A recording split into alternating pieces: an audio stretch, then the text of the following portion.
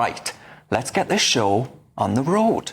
Who's going to lead us off tonight? I'm going to be leading us off tonight. I'm back.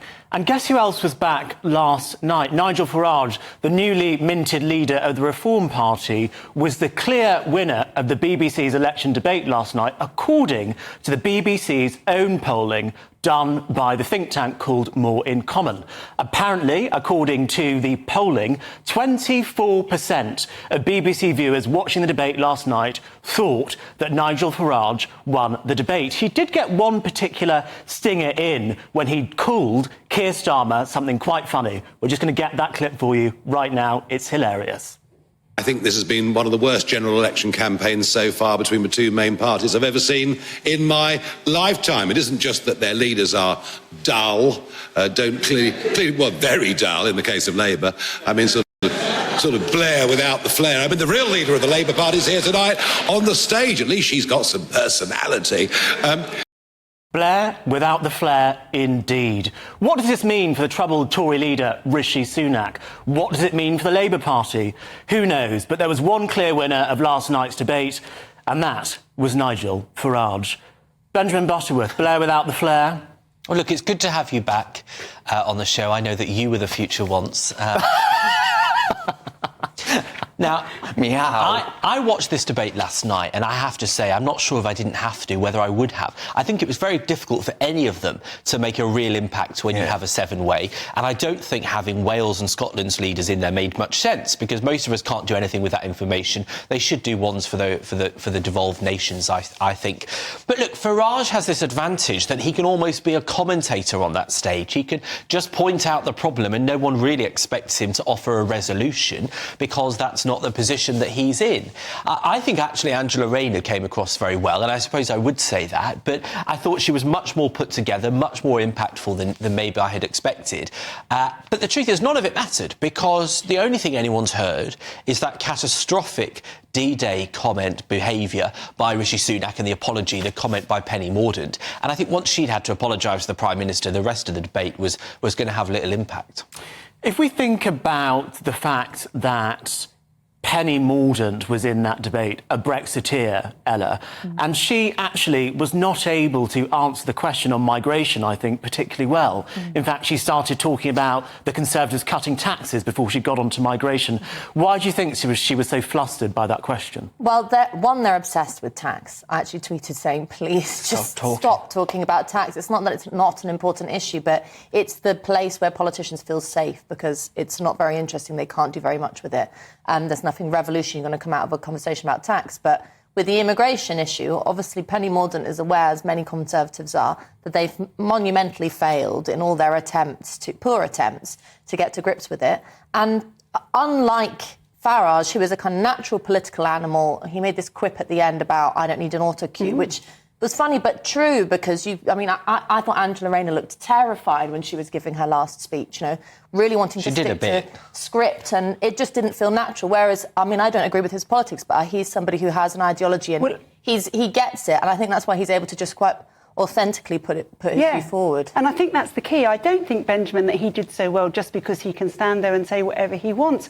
I think he did so well because he can stand there and speak without having to have cards. You saw the Green Party leader having to look at her cards throughout a sentence. She couldn't say one sentence without looking at her cards. He speaks naturally. He speaks to what the man on the street actually believes and hears. That's why he's a natural, and that's why he did so well. And he's been doing it for 30 years, almost as long as you sort of disgrace this planet. Like the fact that he says, I'm not a career politician, he's been doing it for 30 years, he's definitely a career politician. But I just also wonder whether there's something else in this, which is that is the ability of them to perform on a stage like that, is it not a mistake that we make so much judgment on whether they'd be good at running the country, on whether they have fast quips on a debate stage? Haven't we seen that with the likes of Boris Johnson, who's clearly a brilliant debater, but wasn't qualified for the role of Prime Minister? But I think it's not just the performance aspect, it's that he and again, for example, I was really angry that the only rebuttal to him was Stephen Flynn calling him a bigot. It was just this useless. It plays exactly into Farage's hand. I wanted someone to take him up on the immigration issue on a substantial level. But it's not just a performative thing. It's the fact that he has something that he believes in, whether you agree with it or not. and he's able to articulate it. Labour doesn't know what they believe in. The Conservatives don't know what they believe in. The Lib Dems are shaky, and the Greens want to talk about everything other than climate change. So the whole thing feels which weird. Is bizarre, yeah, isn't it? because Nigel did make some claims which have been fact-checked afterwards, like his claim that 40% of immigrants are dependents. That has actually been proven to be untrue. That doesn't mean that the question about there being too much immigration isn't a problem, but Darren, do you think he was given too easy a ride by the BBC? Absolutely not. I think Benjamin Butterworth did the casting of that audience. It was so stacked against Nigel Farage. Every time Nigel Farage spoke, they had this Churchill dog-like man shaking his head like this. And it was bizarre. Every single time he opened his mouth, it cut to this one bloke sat in the front row. And I thought, oh, well done, Auntie Beeb. You scripted that one quite well. Yeah, and I thought it was very biased, and actually. you watch the SDP basically say they want open borders and immigration's not a problem because all of our services are provided by immigrants. And the audience went wild with applause. That is not the view of every man on the street. And then the polling, as you've just mentioned, Albie, said, he won the debate. Well, you wouldn't know that judging by the audience. But does it matter about what the audience think if we see the polls and actually 24-25% of Brits watching it thought Nigel won, 19% thought Angela Rayner won, and then the rest were really away with the wind? I think it influences people hearing the applause. I think people watching will be influenced by it. The thing that struck me was that nobody interrupted him. Michelle Hussein didn't interrupt him once, and she was interrupting other people.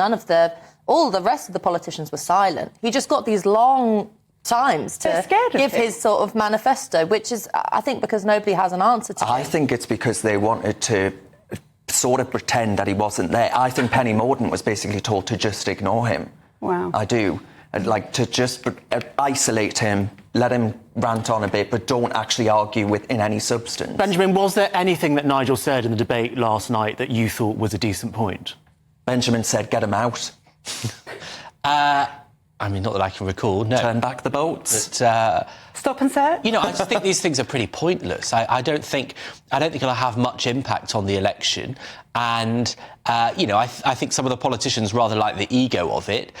I just don't think they will affect the result. But look, I think one of the notable things is what Ella just said, which is that Penny Mordaunt didn't rebut Nigel Farage at any point. And I thought that was clearly an intentional strategy because they're terrified of him. Do you think... I actually think Rishi Sunak, Albie, should have done last night. I agree. I agree. Given the backlash to the D-Day comments and all the rest of it, I think he should have said, right, I'm going to take the bull by the horns and actually say to the public, you're all tuning in for this debate to find out what the Conservative Party's standing for. I owe you an apology for what happened yesterday. That's almost a very kind of Alistair Campbell, Tony Blair strategy. If you do something wrong, sort of go out in the media and kind of the masochism strategy. I actually think that could have worked for Rishi Sunak last night because really, at this point, after a gaffe that big, being 20-plus points behind in the polls, he has got absolutely nothing to lose. All that happened last night was that Penny Mordaunt went out there looking fantastic, and look at that amazing hair, as she did, and we'll talk about that later on. But it almost looks like Rishi Sunak is too scared to engage with the public, which is not a place where the Prime Minister should be. All right. Just to point out, he's refusing to do any interviews all weekend. So, I think he is afraid of the public now.